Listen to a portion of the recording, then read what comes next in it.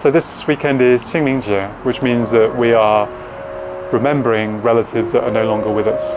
It's a sad and inevitable fact of life that whatever arises departs. As we discussed, everything is impermanent, whether it be your wonderful pets like Max here, or indeed your relatives. And 2 years ago, effectively to the day, my own grandfather passed away. Now, a lot of people, when they mention painful experiences that are happening in their lives, they don't mention things actually like exams and interviews and so on. A lot of people mention loss of a loved one, whether it be a pet or whether it be a family member or a friend. And that is obviously one of the most difficult things to overcome. And so, at least I wanted to share with you today how I overcome those losses and how I cope with them. It's all very well me saying that you shouldn't grasp and cling on to things, and that it's grasping and clinging that causes us pain. And I think all of us can appreciate that theoretically. But when it's your relative or your pet or a loved one, it's quite hard to put that into practice. And so I guess myself, I try and form a middle way. And the middle way is as follows. It's acceptance that everything must pass. My grandfather died of a heart attack a couple of years ago, and there's nothing I can do to change that. The only thing that I can do is control my response to the situation, and there are a few responses. I can get depressed, I can deny it, or I can take the option that I eventually chose, which is as follows. I look at the lives of these people, these animals that have departed, and I find what inspired me most about them. And I'll tell you a little bit about what inspired me most about my grandfather in a moment. And then I aspire to take those characteristics, those positives, that energy into my own life and live it as if they were still beside me. In that way, the actions that I take, the words that I speak, all of them carry, in this case, my grandfather with them. And I remember him that way. I keep him alive that way, by continuing to extend his inspiring character and the things that he said and did for me beyond his own lifespan and through mine, and hopefully into my children and their children after that. And in that way, I feel he never really departs. And that, for me, is trying to take what is obviously a very negative situation, something that's very upsetting, which is the passing of a relative, and trying to turn it into something positive for the world and something that I hope that he himself will be proud of. And so in that spirit, I'll share three of his key messages that he always taught me when I was growing up today with everybody, and hopefully they can be a little bit of inspiration to you as well. But I guess the main purpose is, at least for me, to honour his memory on this Qingmingjie. Good boy.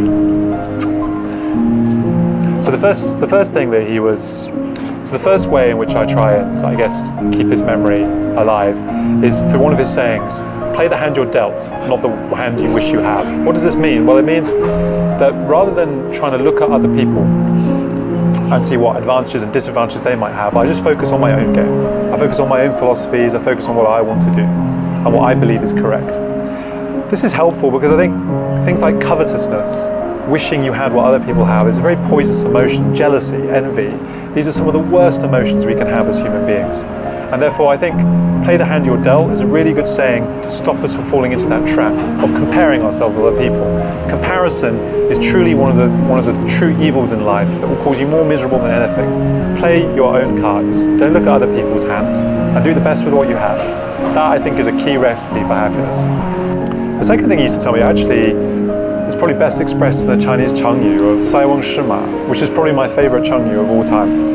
He was always of opinion that you just don't know whether something's going to be good or something's going to be bad. A lot of things you think are going to be good, they turn out not necessarily to be as good as you'd hoped. And some of the things that, for the worst things you think would happen in your life, well, they turn out to be some of your best, and everything in between. In other words, as human beings, we have an exceptionally poor ability to predict the future. That, I think, most of us can agree with. How many times have you completely predicted how one event will influence the rest of your life? How many times have you said, 这个是缘分? Or how many times have you noticed a small event in your life causing huge ripples throughout the rest of it? For this reason, I find it's best not to predict individual events, whether they're good or whether they're bad. This is why I love the Saiwang Shima proverb, because it allows you to approach situations with equanimity. These days, whatever happens to me in life, I try and reserve my judgment and approach it with equanimity. Not grasp onto it, not grasp onto good emotions or bad emotions. I just see where the path takes me, and who knows where that might be.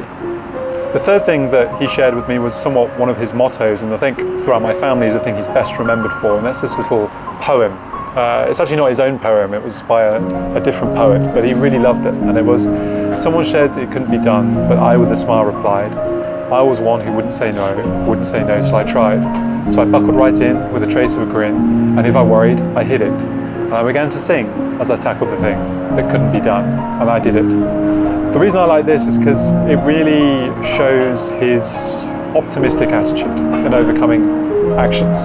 The actual moral of that poem I don't consider to be work really hard and you can achieve the impossible. I think the most important line of that poem is he buckled right in with a trace of a grin. In other words, even in the face of adversity, even in the face of difficult challenge and hard work, the person in the poem was able to maintain an optimistic attitude, was able to approach life with a smile. And ultimately, that was what my grandfather was about. He was one of the most optimistic, friendly and cheerful people I've ever met. No matter what the adversity and the difficult circumstances he was in, he would always approach it with a smile. And it's amazing how much happier and how much better a situation can be, even a terrible one, when you approach it with a smile.